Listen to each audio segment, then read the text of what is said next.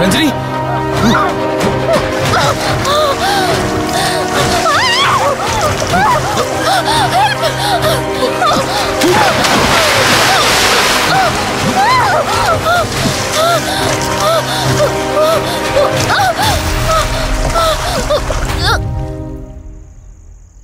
ఏంటి రంజని, అసలే నీకిళ్ళు కొత్త.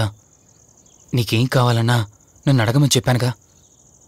ఇప్పుడు నేనున్నాను కాబట్టి సరిపోయింది. ఒకవేళ నేను లేకపోయింటే. బయట ఏదో శబ్దం వినిపించింది. పొరపాటున కాలు స్లిప్ అయ్యి. చూడు రంజని, ఇప్పటికే 2 సార్లు దూరం అయ్యా. మళ్ళీ ఇంకోసారి దూరం అయితే నేను బ్రతకలేనురా. ఇక నుంచి నీకేమైనా కావాలన్నా, బయటికి వెళ్ళాలన్నా నాతో చెప్పు, నేను వస్తాను. ఓకేనా?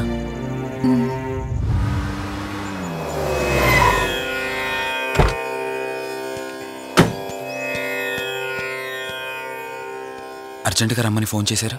ఆత్మ మళ్ళీ బయటకొచ్చింది.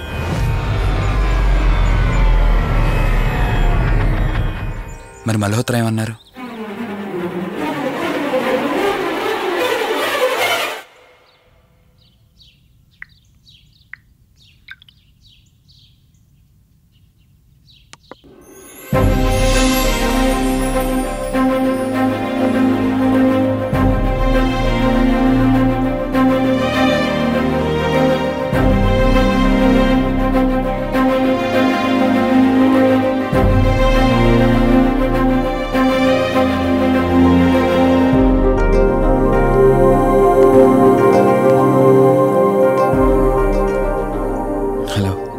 కూర్చో. ఎలా ఉన్నావు? బాగున్నాను. కాఫీ? ఎంతైనా దేవుడు చాలా గొప్పోడు కదా.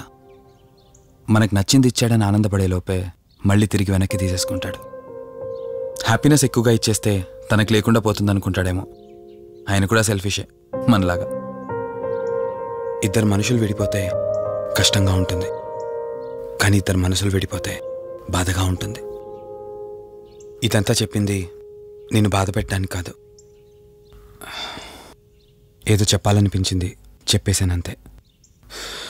సరే, లివ్ ఇట్. ఇంతకీ నేను ఇక్కడికి ఎందుకు పిలిచానంటే, మనం ఏదైతే ప్రాబ్లం సాల్వ్ అయిపోయింది అనుకున్నామో ఆ ప్రాబ్లం మళ్ళీ తిరిగి స్టార్ట్ అయింది. ఆత్మ మళ్ళీ బయటికి వచ్చిందని దుర్గాబాయ్ చెప్పింది. ఆ ఆత్మ నుంచి నువ్వు తప్పించుకోవాలంటే తప్పనిసరిగా నీ గతం నీకు తెలియాలి. నీ గతానికి సంబంధించి ఏదైనా వస్తువు కానీ ఇంకేదైనా నీ ఇంట్లో ఒక్కసారి ఆలోచించగలుగుతావా?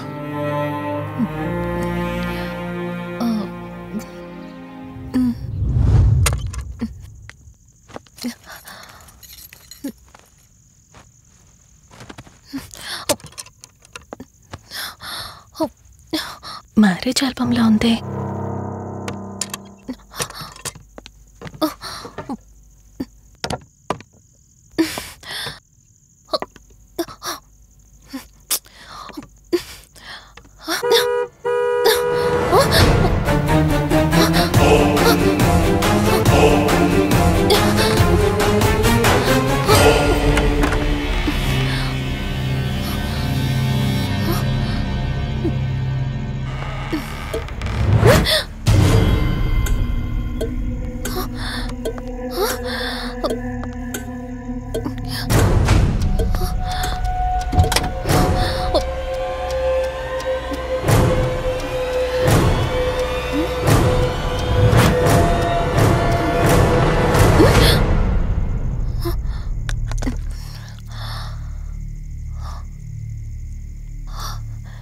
ఈ బ్లడ్ ఏంటి?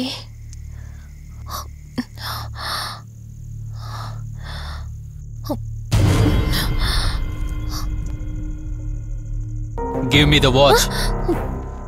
కార్ టిక్కీలో ఈ వాచ్ ఎందుకుంది? దీని మీద అంటిన రక్తం ఎవరిది? వాచ్ ఇటు ఇవ్వమన్నానా? నా దగ్గర ఏదో దాస్తున్నారు మీరు. రంజని, నా మాట విను, వాచ్ ఇటు ఇచ్చే. నా యాక్సిడెంట్ కి, ఈ వాచ్ మీద ఉన్న రక్తానికి నా దగ్గర ఏదో దాస్తున్నారు. మీరేదో తప్పు చేశారు, అందుకే ఈ వాచ్ అడుగుతున్నారు. రంజని, చెప్పండి, మీరెవరినో చంపారు. నాకు నిజం తెలియాలి. Please tell me the truth. నాకు నిజం తెలియాలి. నిజం చెప్పు, నిజం చెప్పు అని అరుస్తున్నావుగా. అయితే విను, ఈ ఇంట్లో హత్య జరిగింది, కానీ చంపింది నేను కాదు, నువ్వు.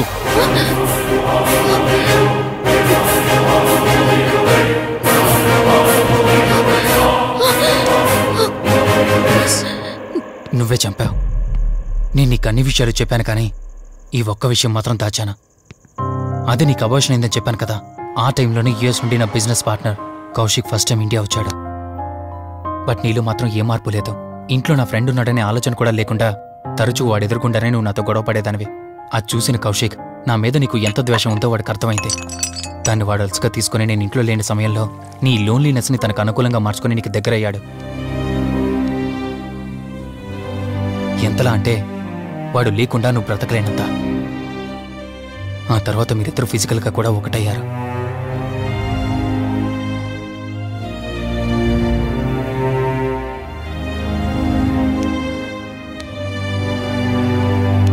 ఒకరోజు నేను ఆఫీస్లో ఉండగా కౌశిక్ మన ఇంటికి వచ్చాడు. Hi darling, my lovely angel. ఏంటి, నేను విన్నది నిజమేనా? యుఎస్ వెళ్ళిపోతున్నావట? Hey come on baby. వదులు, అడిగిన దానికి ఆన్సర్ చెప్పు. నేను వచ్చిన పని అయిపోయింది, so I'm going back. So what? వదులు. నువ్వు నాతో ఏం చెప్పావు? యుఎస్ బిజినెస్ లో మొత్తం ఇక్కడికి షిఫ్ట్ చేసి పర్మనెంట్ గా ఇక్కడే ఉంటానని చెప్పావు కదా. అవన్నీ నువ్వు బిలీవ్ చేసావా? You crazy. I'm a business man. ఏదైనా బిజినెస్ యాంగిల్ ఆలోచించడం ఇట్స్ మై హాబీ. ఏంటి, జోక్ చేస్తున్నావా? జోక్ అనుకోవటం అది నీ ఇన్నోసెన్స్. కౌశిక్, అలా మాట్లాడుకో. అలా మాట్లాడితే నాకేదోలా ఉంది. నాకు తెలియకుండానే నా లైఫ్ లోకి వచ్చేసావు. లైఫ్ అంతా కావాలని నువ్వు అనుకున్నావు, బట్ నాకు కుదరాలి కదా. స్టూపిడ్ గా మాట్లాడుకో. నువ్వు నాకు కావాలి, నాతోనే ఉండాలి. నువ్వు నన్ను వదిలేసి వెళ్ళిపోతే నేను ఒప్పుకోనంతే. హే, మన మీద లవర్స్ అన్నట్టు మాట్లాడతావేంటి? అంటే 10 నిమిషాల సుఖం కోసం ఇంతగా మోసం చేస్తావా? మోసమా? మోసం గురించి మనం మాట్లాడకూడదు డార్లింగ్. ఒకవేళ నేను చేసింది మోసం అయితే నీ హస్బెండ్కి తెలియకుండా నువ్వు నా దగ్గరికి వచ్చి పడుకోవడం నువ్వు వాడికి చేసింది మోసం కదా. Chill Ranjani, come on. వదులు కౌశిక్, ఇక నాకు లైఫ్ లో ఎప్పుడు కనిపించుకో. ఆగు రంజని. కౌశిక్ వదులు. Please No. Come on. Kaushik, Ranjani please. Kaushik వదులు please. Come on Ranjani, Kaushik listen to me. Please. Ranjani వద్దు Kaushik. Please Ranjani. Kaushik, hey Kaushik please please. Please. Kaushik. తను స్లిప్ కింద పట్టడంతో తలపగిలి చనిపోయాడు. సడన్ గా అదే టైంలో నేను వచ్చేసరికి మెంటల్ గా అప్సెట్ అయినా నువ్వు భయంతో నేనెంత చెప్తున్నా వెనుకుంటా కార్ డ్రైవ్ చేసుకుంటూ వెళ్ళిపోయావు. అప్పుడే నీకు యాక్సిడెంట్ జరిగింది. నువ్వు వెళ్ళిపోయాక టెన్షన్లో ఏం చేయాలో నాకు అర్థం కాలేదు. ముందుగా బాడీని అక్కడి నుంచి తీసేయాలని శవాన్ని కారు డిక్కీలో పెట్టి ఊరు బయటికి తీసుకెళ్లి పూజ చేశాను. బహుశా ఆ టైంలోనే నా వాచ్ అక్కడ పడిపోయి ఉండొచ్చు. నీకు ముందు చెప్పినట్టు ఆ టైంలో నేను యూఎస్లో లేను. నీకోసం వెతుకుతూ ఉన్నాను. ఇప్పుడు చెప్పు, నేను చేసిన తప్పేంటి?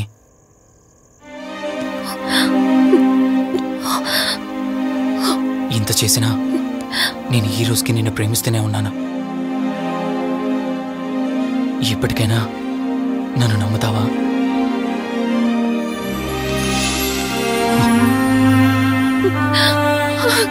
Sorry Rishi, I love you.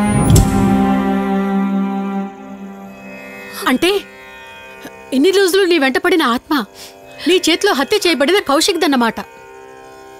అవును దుర్గాబాయ్, కానీ నేను ఈ హత్య ఉద్దేశపూర్వకంగా చేయలేదు. పొరపాఠం జరిగినా గ్రహపాఠం జరిగినా తప్పు తప్పే. పశ్చాత్తాపడినంత మాత్రాన్న ఆత్మ శాంతించదు. ఇప్పటిదాకా నిన్ను ప్రాణాలతో వదిలిపెట్టింది దేనికో తెలుసా? నువ్వు ఏం నేరం చేశావో నీకు తెలియపరచడానికి. నీకు జరిగిందంతా తెలిసిపోయింది. ఇప్పుడు నువ్వు ఇంకా ఎక్కువ ప్రమాదంలో ఉన్నావు. నాకు బ్రతకాలనుంది దుర్గాబాయ్. క్షమించరాని తప్పు చేసినా ఇంకా నన్ను ప్రేమిస్తున్న నా భర్త కోసం. అది కాదు దుర్గాబాయ్, ఆత్మ అనేది ఉండడం నిజమైతే దేవుడున్న మాట కూడా నిజం. అలాంటప్పుడు ఏదో ఒక దారి ఉంటుంది కదా. నిజమే, ప్రతి సమస్యకు పరిష్కారం ఉంటుంది. ఈ సమస్యకి ఓ దారుంది, కాకపోతే కష్టంతో కూడుకున్నది. అదేంటో చెప్పండి దుర్గాబాయ్. ఎంత రిస్క్ అయినా పర్వాలేదు, నేను చేస్తాను. ఇక్కడి నుండి దక్షిణాన 80 కిలోమీటర్ల దూరంలో క్రీస్తు శకం 17వ శతాబ్దానికి చెందిన ఓ అతిపెద్ద పురాతన శివాలయం ఒకటుంది. 300 సంవత్సరాల కిందటికి చెందిన ఆ శివాలయం చాలా శక్తివంతమైనది. నిత్యం దీపారాధన జరిగే ఆ గుడి ఓ కారణంగా మూసివేయబడింది. ఇక అప్పటి నుండి ఇప్పటి వరకు ఆ ఆలయంలో దీపారాధన జరగలేదు. ఇప్పుడు ఆ దీపం కనుక నువ్వు వెలిగించగలిగితే కౌశికాత్మ నిన్ను వదిలి శాశ్వతంగా వెళ్ళిపోతుంది. చేస్తాను దుర్గాబాయ్.